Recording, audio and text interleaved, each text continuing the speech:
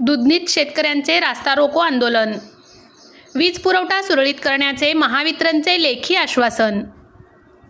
शिवसेनेचे दुधनीचे लोकप्रिय नगराध्यक्ष प्रथमेश भैया मेत्रे यांच्या नेतृत्वाखाली आज मोठ्या संख्येने शेतकऱ्यांनी महावितरण विरोधात रास्ता रोको आंदोलन केले.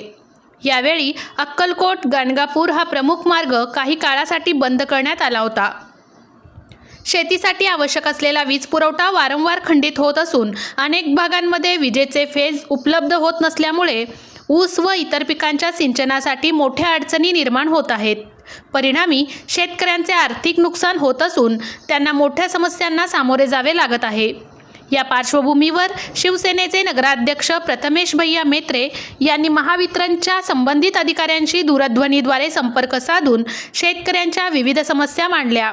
यावेळी वीज पुरवठा, फेजची उपलब्धता, सिंचनासाठी आवश्यक वीज आणि शेतकऱ्यांना भेडसावणाऱ्या अडचणींबाबत सविस्तर व सकारात्मक चर्चा झाली.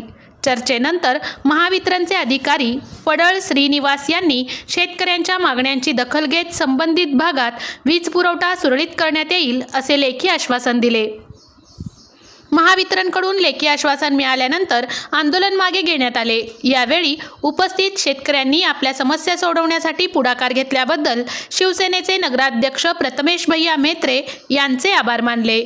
Dattatray Hili, Star News, Akkalkot.